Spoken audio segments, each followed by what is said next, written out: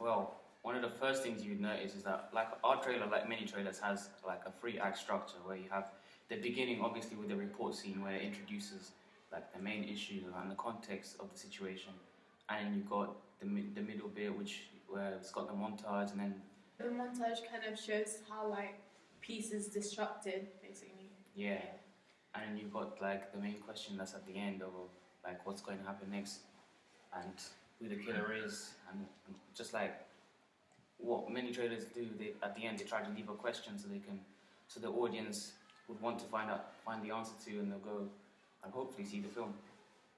Then on the flip side of that as well, we subvert conventions slightly because we've got a slightly longer exposition than you may typically expect to have in a trailer, because we've got all our establishing shots of London, like around Westminster. Then we've got the shots of the church itself, and really the whole time there's the audio of the report scene being laid over the visual of what we see. That's all really quite a long exposition for a 2-minute long trailer. Another thing that subverts from usual conventions of a trailer would be the fact that during the editing we purposely left no clip during the trailer. Yeah, a little blackout. And the blackout near the end, I think it's basically meant to like add to the whole horror element, like flashing images, like you're unaware of what's going on, you're in anticipation. It creates that feeling of, yeah, like I said, anticipation within the audience. It's almost, the purpose of the blackout was almost a moment of disorientation for the members of the audience, because where there's no visual aid to accompany the sound that they're hearing, it puts them in the position of wondering what is actually going on in that moment.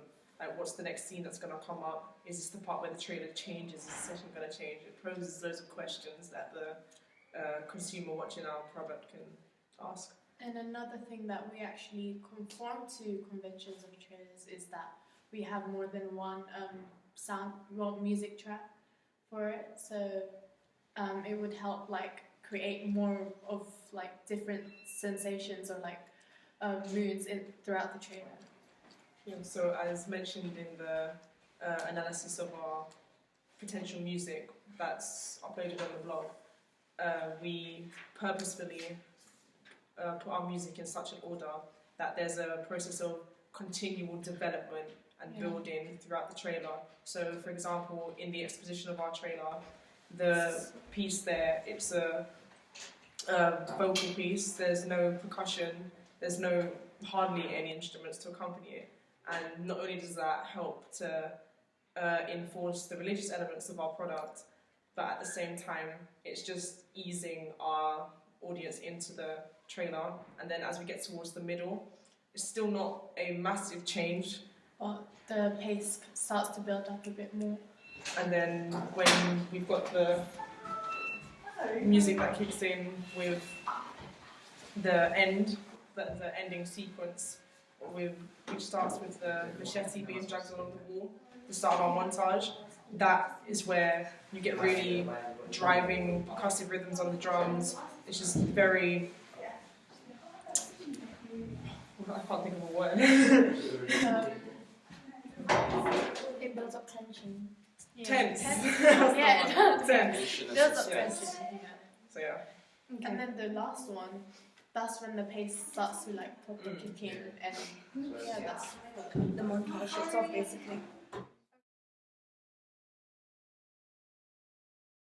Well, first of all, I believe that it conforms to our genre, seeing how there is loads of elements of slasher in it, such as the blood, the weapon, and the massive use of violence as well during the montage. and the masked murderer.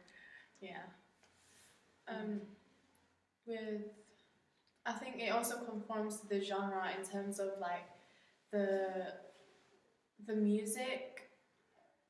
It seems really eerie and eerie throughout the whole trailer.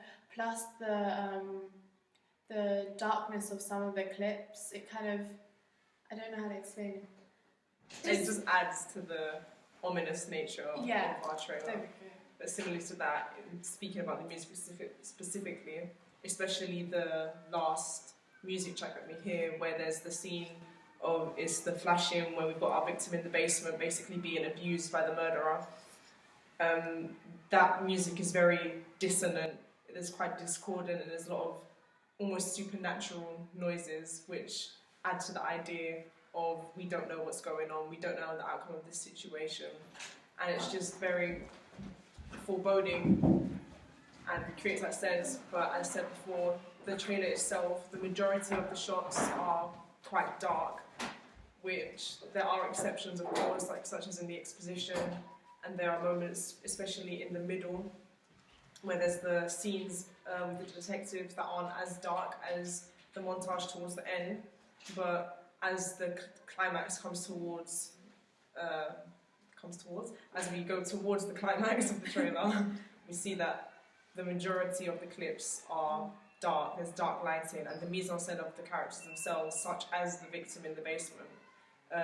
Like I said before, the special effects we put on her, fake blood, bruising around the neck, arms, her clothing itself is all dirty and ripped. It just adds to the idea of mise en scène in art. I also want to add the white noise at the end before the scream actually helps make the audience feel uncomfortable, which we really want as like for something in relation to our genre, because obviously no one really wants to feel comfortable watching a horror film. Yeah. Yeah, and also, like we mentioned before, how it's not very conventional to have those cuts in between the scenes, but then again, since our film was like a hybrid between the dystopian and the horror genre, and you got, for example, you got the glitch noise that we used when we're doing these cuts, like it creates that kind of chaos element, like, for example, seen in The Purge, when we analysed it on our blogs, they use that glitch noise and as long as different cuts to present the chaos that's going on within society, and we felt like that would help present the chaos within our trailer as well. Mm-hmm. And going with the hybrid genre, that is something that we kind of subvert with the genre, because it's something different. It's not what people usually do. It's a mix of dystopian future, stalker slasher, and police crime thriller. Yeah.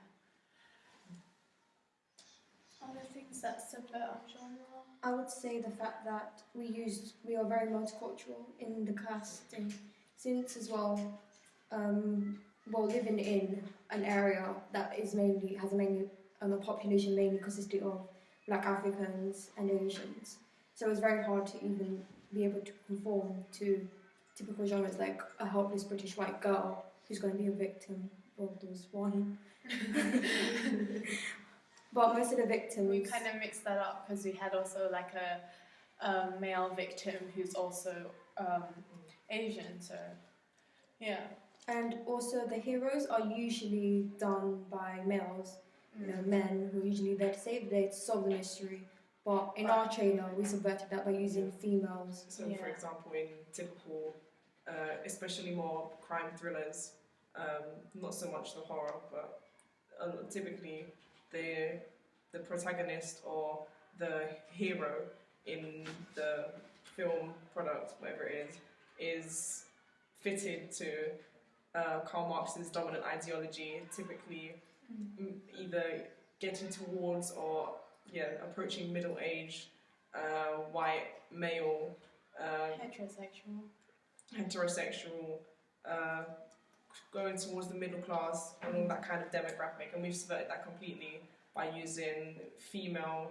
Our actress playing Detective Carter is Afro-Caribbean. Then we've got the actress playing Detective Lewis is... where is she from? Is she Indian? She's Indian. India.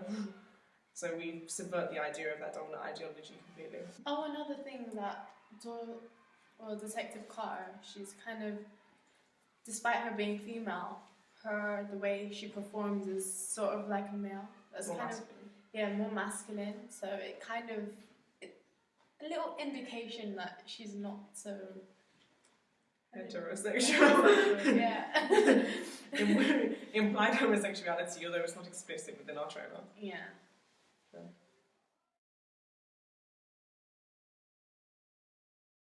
We've used many because of our hybrid genre. So we've had The Purge.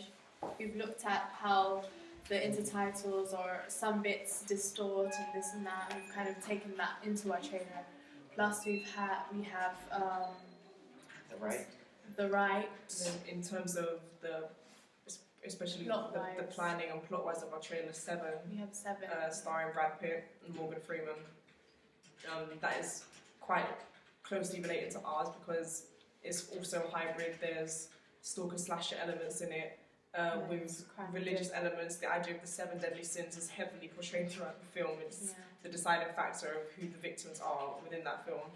And then the fact that Brad Pitt and Morgan Freeman are also playing detectives investigating said murders was quite a big influence to our film, because we like the idea of mixing almost the more modern trait of crime thrillers and getting that action into our trailer with the more controversial side of mixing stalker slasher with religious iconography within our product.